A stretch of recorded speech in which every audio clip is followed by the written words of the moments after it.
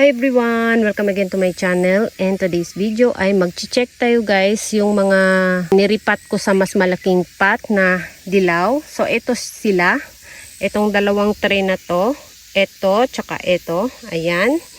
So i-check natin kasi ito sila nakatanim dati sa itim na maliit na pot, yung itim tapos maliit. So tinransfer ko sila sa medyo malaki at dilaw na pot. So, tingnan natin isa-isa. Lalo na yung iba dito ay may mga babies. Maliban lang sa mga ganitong hitsura, wala silang baby. Ito. So, yung iba dito, maraming babies nung niripat ko. Hindi lang sila kita kasi nasa ilalim pa yung baby. So, tingnan natin isa-isa kung ano na yung update ng kanilang babies ngayon. Ayan. So, kung nakikita ninyo, yung iba, nung pagkaripat ko, lumabas na talaga yung baby. Katulad nito, ayan, nasa labas na talaga yung baby. Pero yung iba, nasa ilalim pa. So, itong mga ganitong hitsura, may mga babies yan. Yan. So, ito ang dami niyang babies.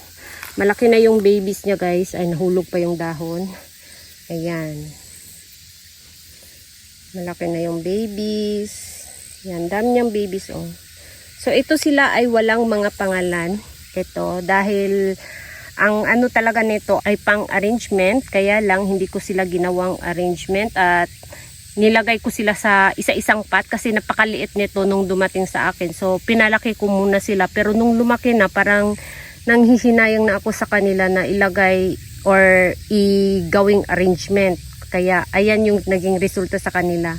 Hanggang ngayon nasa isa-isang pot pa rin sila. And yung iba ay nag-cluster na katulad nito, ayan, dami niyang babies. Yan, paikot yung kanyang baby. And then, ito, maganda yung dahon niya. Ay, itigas. Sobrang ano na nila. Ayan, ang dami din yung baby. Paikot din yung baby niya. Ayan. So, meron siyang 3, 4, 5, 6, 7, 8. 8 babies.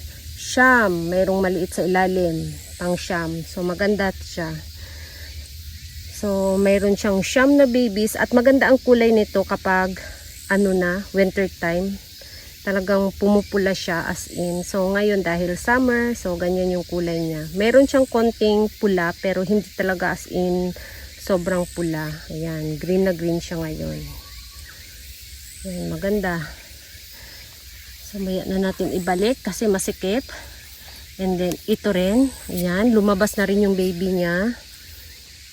Ayan, mayroon siyang konting farina. At ang ganda ng dulo ng dahon niya, guys. Oh. Ayan, kung nakita ninyo, yung dulo ng dahon, ang ganda. Meron siya dyan. Meron din siya dito. So, kapag lumabas yung baby nila, yung rosette niya, ayan oh, hindi na totally sobrang bilog kasi mayroong mga baby sa ilalim. Yan, mayroon din siyang mga dry leaves. So, kailangan din natin tanggalan ng dry leaves. Ang ganda ng dahon talaga. Oh. Gustong gusto ko yung dahon niya sa dulo. Yan, diba? Napakaganda. And then, eto. Ayan, meron siyang 2 baby. Napaka-shiny ng kanyang dahon. Green na green siya. Ayan, ito rin, maganda rin ang kulay nito kapag winter time or spring. Maganda rin yung kulay niya.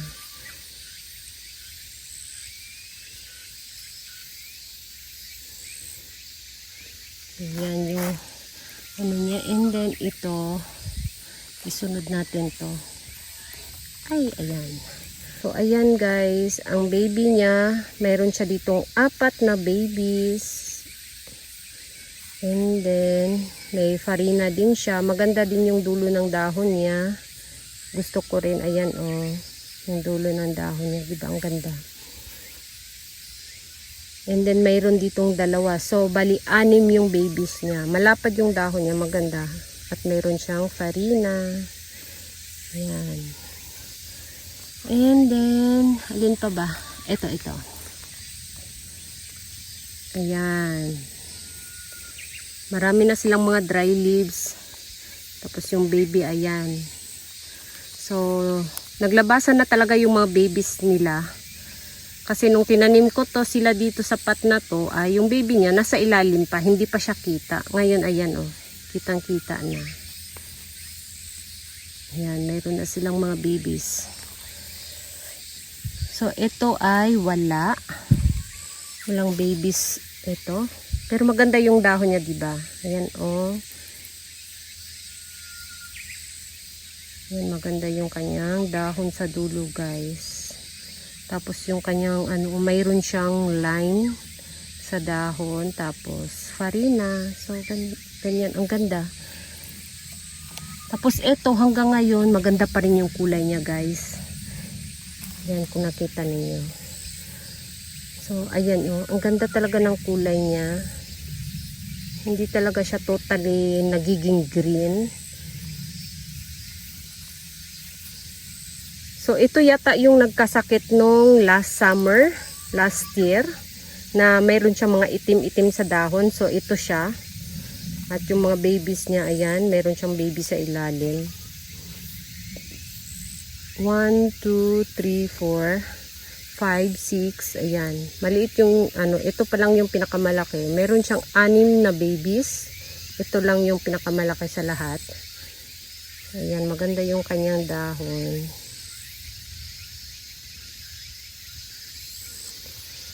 Ayan. And, syempre, meron din tayong mga ito na damage na dahil sa sobrang init. Ayan, tingnan ninyo. So, ganyan yung mangyayari. Nalulusaw sila during summertime. Lalo na sa sobrang init dito sa amin. Ayan. Nalusaw. Nagmashi yung mga dahon. So, kailangan nating tanggalin yung dahon niya. So, itabi muna natin siya. Kasi yung mga dahon niya ay may mga molds. So, sa labas natin siya tanggalan ng dahon na itong mga itim-itim na dahon. Kasi magliparan yung molds kapag dito natin tanggalin sa loob. So, sa labas natin tanggalin. Ayan, itabi natin siya dito. And then, kanina parang may napansin ako. Isa pa. Ito yata. Ayan, ito oh. Ayan, meron din siya. Ayan, nagmashi na rin. Ayan, mayroon ding molds yung dahon. So, sa labas din natin tanggalin yung dahon na itim. So far, wala naman silang mga dito, guys. Yung mealybugs, mga ganun, wala. Wala akong issue sa mga mealybugs dito. Ang issue ko lang talaga ay sobrang init kaya sila nagkakasakit. Yung iba nalulusaw. So, hindi talaga maiwasan kapag summertime. Kaya yung mga ibang nagsusucculents dito sa amin, meron talaga silang electric fan sa loob ng kanilang greenhouse. So, atin ay wala tayong electric fan. Nature lang ang style natin dito sa pag-aalaga. So, ito. Ang dami niyang babies, guys. Ito. Wow, parang pakorona yung baby niya. Ayan. Tingnan ninyo. Diba? Ang ganda. Ang cute ng babies, oh. Ang dami, oh. 1, 2, 3, 4, 5, 6, 7, 8, 9, 10, 11, 12. Meron siyang 12, 13 babies. Ayan. Ang ganda, oh. Diba? Amazing. Ganda niya. Ito, namumula din to. Kapag malamig na yung panahon namin, namumula din to siya. Ang ganda nito, guys. So, tingnan natin pagdating ng winter time, tingnan natin kasi ayan, oh, ang dami niyang baby. So tingnan natin kung ano yung hitsura niya. Excited na ako mag winter uli. Yan, ang ganda. Ito. Marami din siyang babies na lumabas. Ayan, mafarina siya kaya puti siya. Tingnan nyo. Ayan. Maliit pa yung mga babies niya pero ang dami rin. 1, 2, 3, 4, 5, 6, 7, 8, 9. Meron siyang 9 na babies. Yan, ang ganda. Marami din babies. So, alin pa ba? Ito, maganda to, oh. Maganda yung dahon niya. Gusto ko yung dahon niya. Kaya lang, mayroon siyang isang baby sa ilalim. Ayan. Maganda yung dahon niya, oh. Ito. Parang, nagko-curve yung dahon. Tingnan niyo to. Ayan, oh. Ito. Parang naipit. Nagko-curve yung dahon niya. Gusto ko to. Ayan. Ito rin, oh. May babies din siya, oh. Ayan. So, marami sa kanila ang nagkaroon ng babies. And, ayun, meron ding mga nagkasakit. 2. Ito lang yung mga nagkasakit sa lahat. So, sa 2 tray, ito, tsaka ito, 2 lang yung may sakit. Ito yung gusto ko. Yung dahon niya, gusto ko. Tingnan niyo yung dahon, oh. Ayan, parang pininta yung dahon niya sa gilid, puti. Tapos ang tulis, ayan, sobrang tulis niya. Ayan, oh.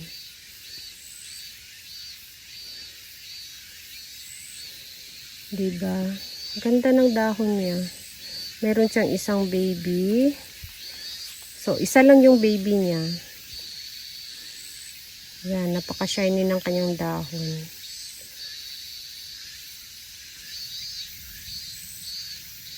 Yan, diba? Maganda yung dahon niya, guys. Tapos ito. Ayan, meron pang natirang bulaklak. Nagdaray na yung bulaklak niya. Tapos, meron siyang 5 babies. Ayan. Ito yung pinaka-mother plant sa gitna. Tapos, ito yung anak. And then, hindi pala siya baby. Ano pala to siya? Bulaklak.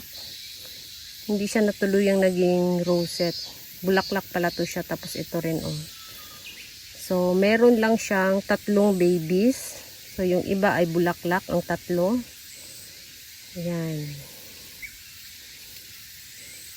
Ang ganda rin ng kanyang dahon. Ayan. Matulis din yung dahon niya. Gustong gusto ko talaga yung dahon na matulis. Ayan. Katulad niyan. Matulis yung dulo.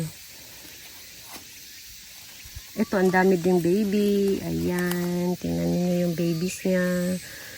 So, naglabasan na talaga yung mga babies.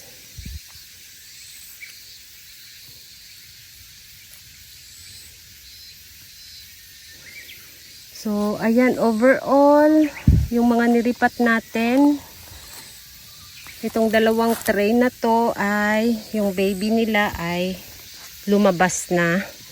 Yan, malaki na at kitang-kita na.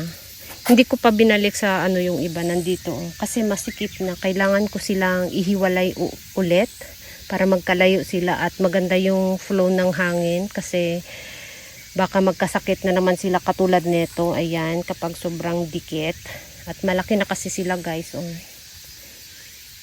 Yan, kailangan nila ng konting space. So, yung iba ilipat ko sa tray na to. Ganitong tray. Para maging maluwag sila. Kasi mainit pa rin hanggang ngayon. Sobrang init. So, yun lang guys ang ating latest ngayon. Yan. So, thank you so much for watching. And please don't forget to subscribe and like to my channel. Sa hindi pa nakapag-subscribe, please subscribe my channel. At i-click nyo na rin ang bell button para ma-update kayo pag nag-upload ako ng bagong video. Thank you so much for watching. Ay, ang ganda din ng baby niya, oh. Ayan, oh. Ayan. So, ito yung nanay. Tingnan natin.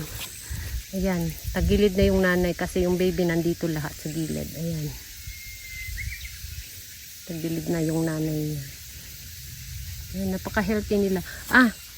Isingit ko lang pala, guys. Ito nga pala yung kinain ng uod din. Ayan. Yung gitnang rosette niya kinain. So, ito na yung bagong rosette niya ngayon. Ayan. Tapos marami din siyang babies. Ayan, guys. Ayan. So, mas lalo siyang dumami nung natanggal yung rosette niya sa gitna. Yan. Thank you so much for watching and see you in my next video. Bye-bye!